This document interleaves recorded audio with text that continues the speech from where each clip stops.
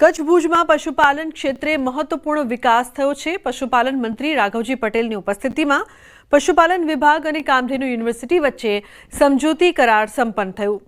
આ કરાર હેઠળ ભુજમાં પશુપાલન ખાતાની 38 એકર અને 23 ગુંઠા જમીન કામધેનુ યુનિવર્સિટીને શૈક્ષણિક અને સંશોધન કાર્ય માટે હસ્તાંતરિત કરાઈ।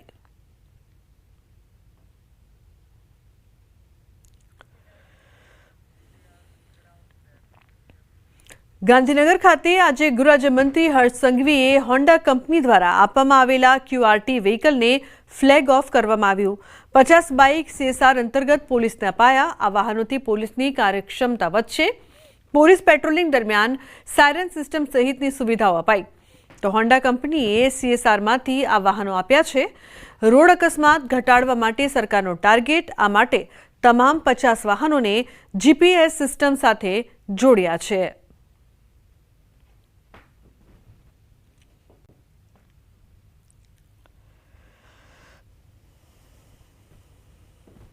व्हीकल्स के लिए जो पेट्रोलिंग होती है पुलिस की, उसमें GPS की व्यवस्था, siren system, public address system है, फ्लैश लाइट, ये सारे ज़रूरियात की चीज़ें होती हैं। तो अपना जो इनका व्हीकल था उसमें इन चीज़ों को मॉडिफाई करके ऐड करके और ये व्हीकल्स दिए गए हैं। 2050 तक जो रोड एक्सीडेंट की वजह से डेथ्स होती हैं उनको ज़ीरो करना, और उसके अंदर एक बहुत ही अहम एक पहलू था कि हर एक स्टेट के साथ पुलिस कैपेसिटी को कैसे इंक्रीज़ करा जा सकता है। तो उसमें QRT व्हीकल्स एक ज़रिया था जिसके अंदर की क्विक रिस्पांस एनफोर्समेंट में भी हेल्प करता है ये, और क्विक रिस्पांस में रैपिड रिस्पांस, कहीं कुछ घटना घट जाती है तो पुलिस का जल्दी पहुंच जाना, उसके लिए व्हीकल को स्पेशली कस्टमाइज़ किया गया। અમદાવાદના સરખેજ તળાવમાં 4 યુવકો ડૂબ્યા હતા, જેમાંથી 3ના મોત થયા છે। દુર્ઘટનાને પગલે શહેર કોંગ્રેસ પ્રમુખ સોનલ પટેલ અને વિપક્ષ નેતા શહજાદ ખાન પઠાણ સ્થળ પર પહોંચ્યા હતા। તેમણે તળાવ પાસે સિક્યોરિટી ન હોવા પર સવાલ ઉઠાવ્યા। પઠાણે કહ્યું કે જ્યારે AMC અધિકારીઓની સુરક્ષા માટે કરોડો રૂપિયાનું બજેટ હોય ત્યારે તળાવ અને રિવરફ્રન્ટ જેવી જગ્યા પર બાઉન્સર કે સુરક્ષા ન હોવી તે ચિંતાજનક છે।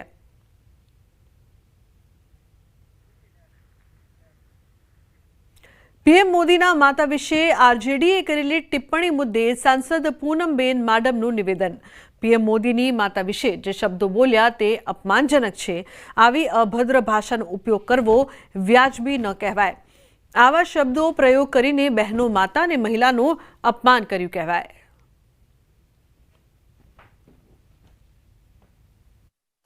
દિવંગત માતૃશ્રી માટે ગાળોનો ઉપયોગ કરવામાં આવ્યો જે ખૂબ જ દુઃખદ છે, ખૂબ જ શરમજનક છે, ખૂબ જ દુર્ભાગ્યપૂર્ણ છે। ની ઘોર નિંદા કરું છું।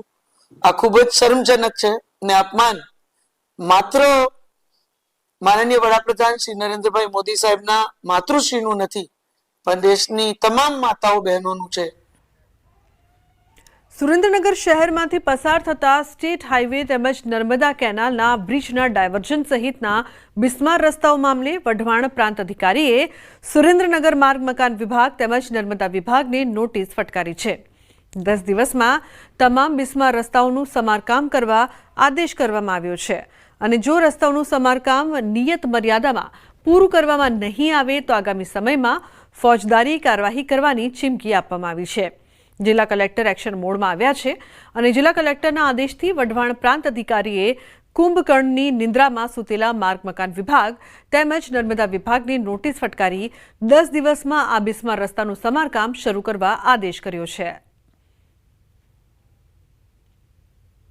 આજે 5 દિવસ થઈ ગયા, એક પર રોડ અને રિપેરિંગ કરવામાં આવ્યો નથી, અને તંત્રએ જે ખરેખર આમને નોટિસ આપી અને ફોજદારી કેસ કરે કાર્યવાહી કરવાનો જે જવાબ તંત્રએ કર્યો છે, છતાં તંત્ર કુંભકર્ણમાં હું તો કોન્ટ્રાક્ટરો કુંભકર્ણમાં હું કોઈ રોડ રસ્તા રિપેર થતા નથી। સુરેન્દ્રનગર મહાનગરપાલિકા વિસ્તારમાંથી રાજ્ય સરકાર, કેન્દ્ર સરકાર અને નગર નિગમના નર્મદા નિગમના રસ્તાઓ પસાર થાય છે, જે રસ્તાઓ બિસ્માર હાલતમાં છે, જેના કારણે તંત્ર દ્વારા કલેક્ટરની સૂચનાથી આ ત્રણને નોટિસ આપવામાં આવી કે આ રસ્તા 10 દિવસની અંદર સમા કરવામાં આવે, અને કોઈ પણ જાતની કામગીરી કરવામાં આવી નથી। એટલે કે લગભગ એવું ગણી શકાય કે કલેક્ટરની સૂચનાથી અપાયેલી નોટિસ ઘોડીને પી ગયા છે। માનનીય કલેક્ટર સાહેબ દ્વારા જે તે વિભાગને આ બાબતે સૂચના આપવામાં આવેલી હતી, અને રોડનું સમારકામ સમયસર થઈ જાય તે માટે જાણ કરવામાં આવેલી હતી, છતાં પણ કન્સર્ન વિભાગ દ્વારા કોઈ પણ પ્રકારની દરકાર રાખવામાં આવી નથી. આ બાબતની ગંભીરતા ધ્યાને લઈ માનનીય કલેક્ટર સાહેબની સૂચના દ્વારા અમો પ્રાંત અધિકારી વઢવાણ દ્વારા BNSS ની કલમ 152 મુજબ શરતી હુકમ કરવામાં આવેલ છે. અન્ય સમાચાર સુરતથી નકલી વિઝા કૌભાંડનો મામલો. આરોપી પ્રતીક શાહ 4 દિવસના રિમાન્ડ પર. જપ્ત કરાયેલા વિઝાને લઈને કરાશે પૂછપરછ. CDR બેંક ખાતાની પણ પોલીસ તપાસ કરશે. તો પાસપોર્ટના સરકારી અધિકારીની પણ તપાસ થશે. આરોપીની પૂછપરછમાં અનેક ખુલાસા થઈ શકે. આરોપી છે પ્રતીક શાહ, એના 4 દિવસના રિમાન્ડ મંજૂર થયા છે. આ 4 દિવસ દરમિયાનમાં વ્યક્તિએ જેટલા પણ પાસપોર્ટ બનાવે છે અગાઉ એની પણ જે પાસપોર્ટ ઓફિસ છે એની પાસેથી કરાઈ કરવામાં આવશે. તે ઉપરાંત જે અત્યારે બોગસ પાસપોર્ટ મળ્યા છે એની કરાઈ કરવામાં આવશે.